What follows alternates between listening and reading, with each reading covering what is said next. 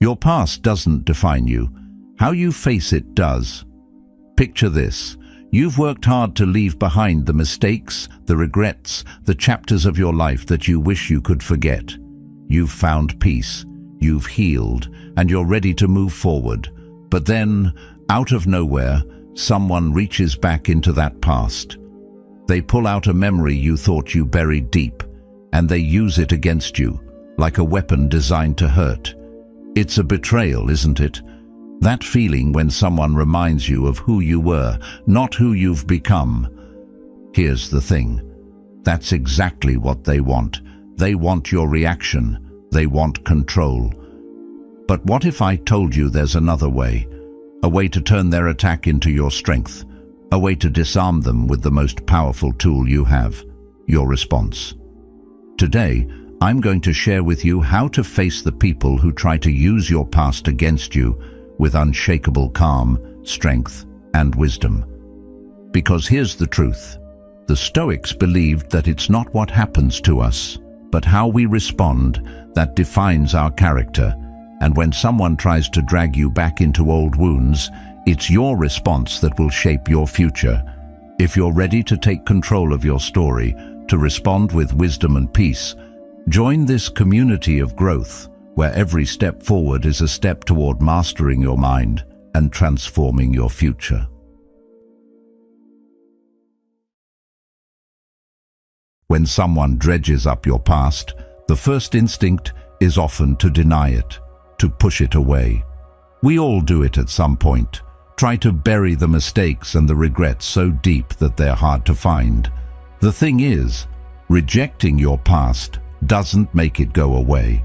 It only gives others the power to bring it back whenever they want, and that's where the real problem lies. By denying it, you give them control. But here's something most people never realize. The most powerful response you can give is simply saying, "Yes, that happened." There's power in acceptance. No excuses, no shame, no guilt, just the truth of what happened. And when you stand there, calmly accepting your past, you disarm the person trying to use it against you. You take the sting out of their words. Why? Because when you own your story, you're the one in control. It's not about celebrating your mistakes or pretending they didn't happen. It's about acknowledging that you've learned from them and they no longer define you. The Stoics believed that the path to freedom lies not in fighting the past, but in accepting it. Marcus Aurelius wrote, "The impediment to action advances action. What stands in the way becomes the way." In other words, the things we want to forget, the things that hold us back, are often the very things that push us forward once we stop resisting them. When you can look back at your past with honesty and not let it control you, you start to understand that the very thing you once wanted to hide from is now your source of strength. It's not about erasing the past, it's about making peace with it. We all have a tendency to hide parts of ourselves, those mistakes we wish we could erase. It's almost instinctual. The ego wants to protect us from feeling vulnerable, from being judged. But here's the thing, the more you deny your past, the more you hand over your power. You're allowing others to rewrite your story for you. But when you stop fighting, when you accept that your past is a part of you, you take back control of your narrative. You stop letting others hold the pen to your life. Think about it this way. When you're willing to say, "Yes, that happened," you stop running from it. You stop letting it define your every move. Instead, you let it teach you. You let it become the very thing that shapes the person you are today. The Stoics didn't shy away from their flaws or failures. They faced them head-on and used them as fuel for growth. When someone points out your past mistakes or your failures, they're looking for a reaction. They want you to feel small, to shrink back, to defend yourself. But when you own your past, when you don't need to defend it, you take away their power. The simple acknowledgement of your history takes the sting out of their words. You're not denying it, you're just no longer afraid of it. So, Next time someone tries to use your past against you, remember, acceptance is your strength. When you stop rejecting your story, you free yourself from the weight of it. You transform something once painful into a testament of your growth.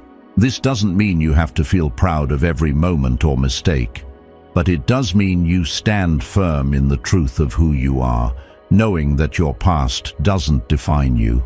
Your response to it does. It's easy to hide, to pretend things didn't happen. But when you face your past without shame, when you say, "Yes, that happened," you begin the process of freedom. You take back control and you become the author of your own story. What once held you back now propels you forward, and in the eyes of others, your acceptance becomes your strength. They can no longer use your past against you because you've already made peace with it. You've already moved on. The journey of personal growth doesn't begin when you start fixing your mistakes. It begins when you stop running from them. Embrace your past, own it, learn from it, and watch as it no longer holds power over you. There comes a point in life when the past isn't something we should be running from anymore. We've already acknowledged it, right? We've accepted that the mistakes, the failures, the things we regret are a part of us. But the real shift happens when we stop seeing them as burdens and start seeing them as stepping stones. When someone brings up your past and you're tempted to apologize, to defend yourself, what if the best response wasn't, "That was a mistake"? What if the best response was, "I've learned from it"? This simple shift in language can change everything. Instead of allowing your past to define you by your failures, you start defining it by the lessons it taught you. "I've learned from it" doesn't mean that you're proud of every moment. It means you've found the growth in the hardship, the strength in the struggle. It means that the things that once held you back are now the things that push you forward. Imagine Nelson Mandela.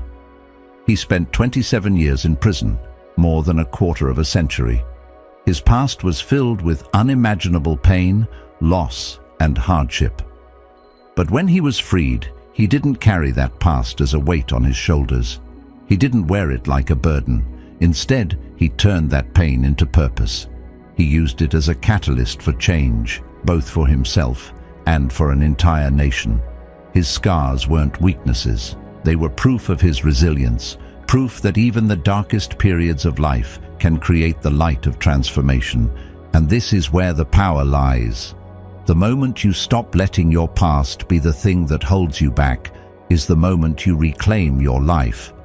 Every mistake, every failure, every painful memory, instead of dragging you down, can lift you up. Because the truth is, we're not defined by the things we've done or the things that have happened to us. We are defined by how we rise from those things, by how we learn and grow in response. Epictetus said, "It's not what happens to you, but how you react to it that matters." And that's exactly the shift we're talking about here. When you stop seeing your past as a chain that's keeping you bound to who you were, and instead see it as a lesson that's shaping who you're becoming, everything changes.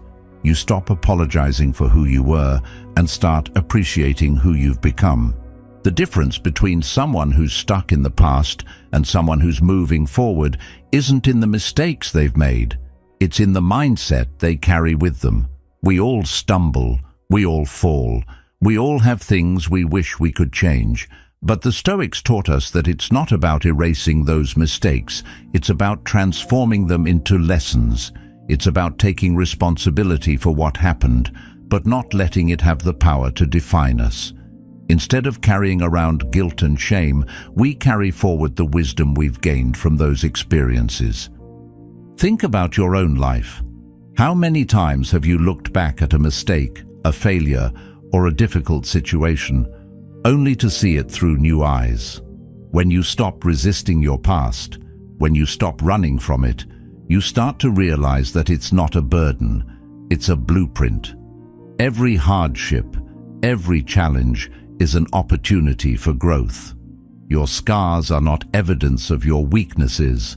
They are a testament to your strength, to your ability to overcome, to your willingness to learn and grow. This is the essence of Stoic philosophy.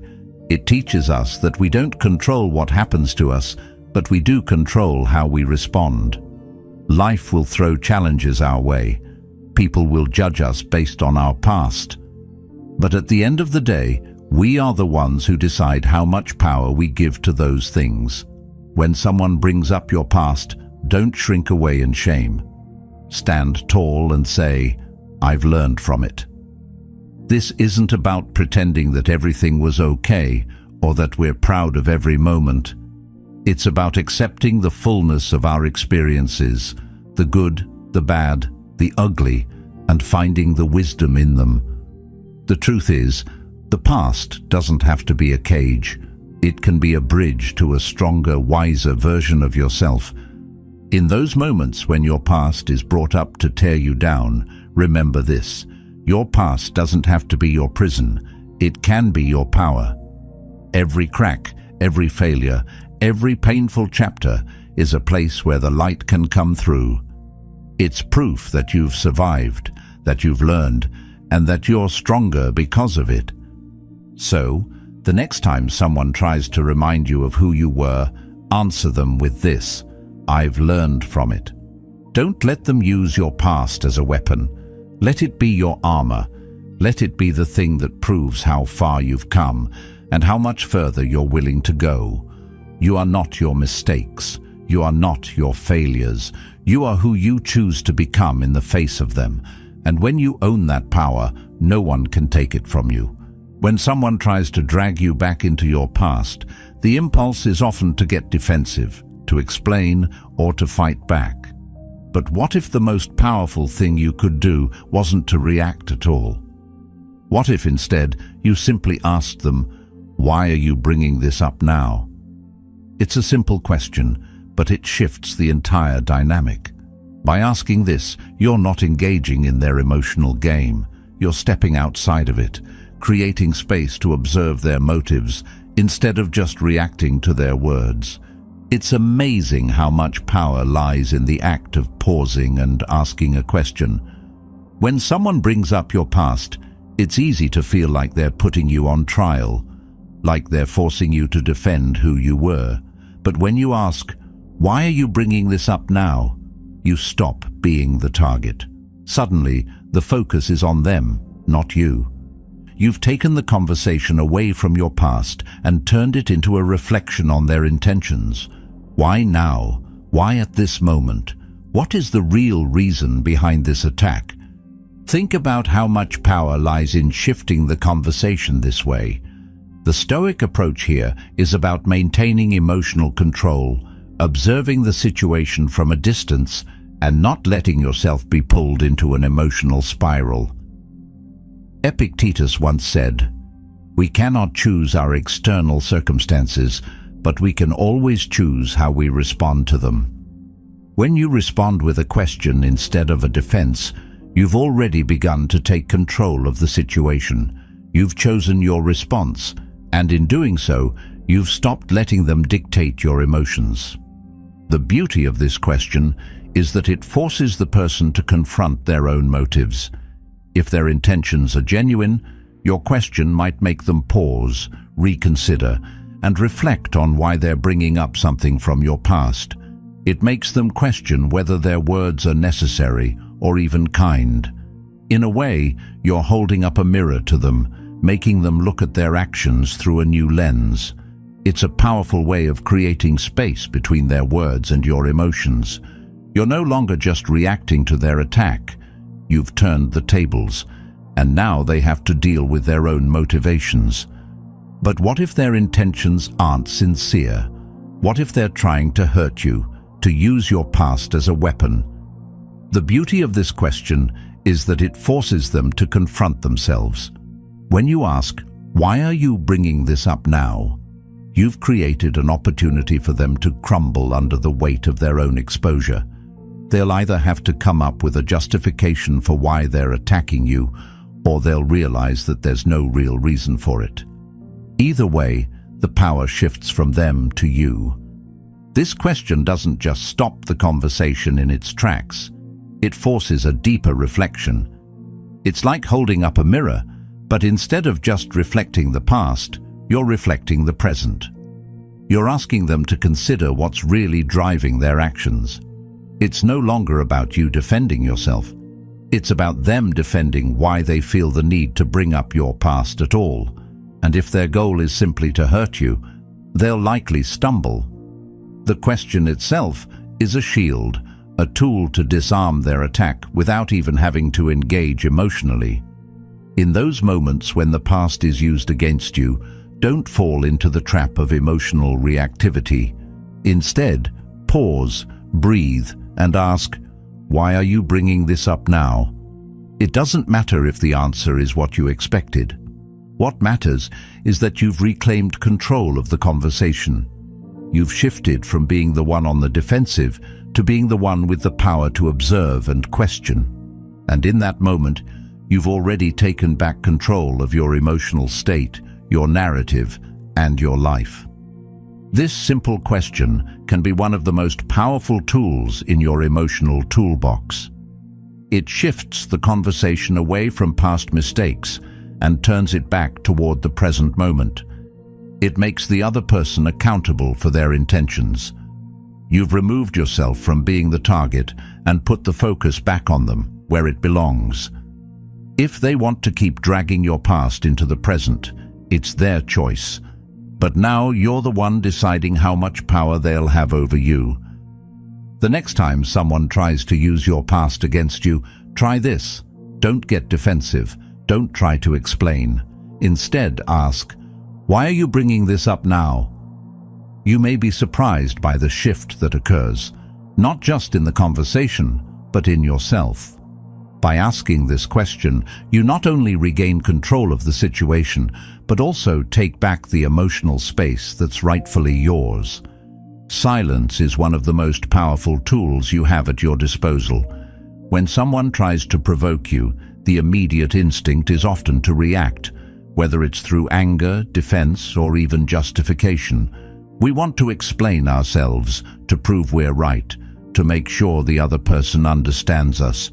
But what if the best response in these moments wasn't a response at all? What if instead the power lies in staying silent? In a world where everyone is shouting, justifying, and explaining, silence stands out. It becomes an act of strength, not weakness. It's the quiet declaration that you are not moved by the words or actions of others. You're in control of yourself, your emotions, and your peace. When you refuse to engage in the emotional back and forth, you take the power back. You are no longer a puppet to someone else's provocations. Seneca once said, "The one who angers you conquers you." These words hold a profound truth. Every time we react in anger, we allow the other person to control our emotional state. By giving them that reaction, we lose our peace, and in turn, we lose our power. Think about it. When you let someone pull you into their emotional game, they win. You're playing on their terms, according to their rules. But when you remain silent, when you choose not to react, you refuse to let them dictate your emotional reality.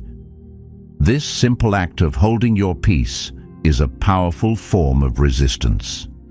The power of silence isn't about ignoring the other person or pretending they don't exist. It's about understanding that you don't need to engage in every conflict that comes your way. The world is full of noise, and everyone seems to have something to say. But true power lies not in reacting to every criticism, not in defending every action, but in choosing your response. Silence sends a clear message that says, "I don't need to react to you to define myself." It's a statement of self-control and inner strength. Silence can also be incredibly disarming. When someone is trying to provoke you, they expect a reaction. They expect you to feel hurt, to feel defensive, to feel the need to explain yourself. But when you don't give them that satisfaction, they are left with nothing. They've used their words, their tactics, and their emotional manipulations, but you remain unaffected. In that moment, their power over you fades away. You see, silence isn't passive. It's not the absence of a response. It's the presence of self-control. You're not ignoring the situation. You're choosing to rise above it. The Stoics taught us that our reactions to external events are the only things we truly have control over. Life is full of challenges, disagreements, and moments where others will try to pull us into emotional chaos. But we are the ones who decide how we respond. By choosing silence, we maintain control over ourselves and our peace. In these moments, silence is not an act of avoidance, but one of strength. You are not avoiding conflict. You are showing that you are above the need to prove yourself. You don't need validation from others. Your silence speaks volumes about your confidence and your emotional maturity. It's like a shield, protecting your peace and allowing you to remain unaffected by external chaos. Think about how much energy we waste when we engage in pointless arguments, when we defend ourselves against accusations or criticisms that don't define us. By remaining silent, you save that energy for more important things. You preserve your emotional resources rather than draining them on an argument that likely won't change anything. And the beauty of it is that you don't have to say a word to make your point. Your actions, your calm, composed response, speak louder than any words ever could. In moments of conflict, silence allows you to listen, not just to the other person, but to yourself. It gives you the space to think, to reflect, and to understand the situation without getting swept away in the emotional current. Sometimes the best thing you can do is step back, breathe, and simply observe. It's in these quiet moments that clarity often emerges. You start to see the situation for what it truly is, not what your emotions are telling you it is. Remaining silent doesn't mean you're passive or that you've given up. In fact, it's often the most powerful action you can take. When you refuse to be dragged into a confrontation, you hold on to your peace and show the world that you are not a slave to your emotions or the words of others. By choosing silence in the face of provocation, you create space for personal growth and emotional resilience. It is in these moments that you show yourself and the world that you are in control of your reactions, your mind, and your peace. When the noise of the world tries to pull you in, let your silence be the loudest statement of all. At the end of the day, it's not about being right, it's about having peace. So often, we get caught up in defending ourselves, in trying to prove that we've changed, that we're different now. But here's a simple truth. Your peace is far more valuable than being right. Your growth is more important than trying to justify your past. The reality is, your past doesn't define you. How you face it, how you carry it with you, that's what truly shapes who you are. When someone tries to remind you of who you were, it can feel like a punch to the gut. Maybe they bring up an old mistake or a part of you that you've long since outgrown. It stings, doesn't it? The temptation is to react, to defend yourself, to prove that you're not the person they think you are. But what if instead you smiled? Not out of shame, not out of pride, but in peace. Because the truth is, you know you're not the person they're trying to paint. You've learned, you've grown, and you are free from the weight of who you used to be. This isn't about denying your past or pretending it didn't happen. It's about letting go of the emotional weight you've carried for so long. You don't need to prove anything to anyone. You don't need to justify yourself, to fight for their approval, or to explain how much you've changed. The most freeing thing you can do is stop trying to convince people of your growth. Those who truly see you don't need an explanation. They understand the transformation without words. And for those who refuse to see it, no explanation will ever be enough. Marcus Aurelius once said, "Waste no more time arguing what a good man should be. Be one." This simple yet profound statement cuts through the noise. The Stoic wisdom here is clear. Stop wasting time defending yourself. Just live in a way that reflects your growth. The more you try to justify, the more you tie yourself to the past. The more you defend who you were, the more you risk being caught in the web of who you used to be. Instead, just be. Be the person you've become. Live in the peace that comes from being confident in who you are today, without needing to prove anything to anyone.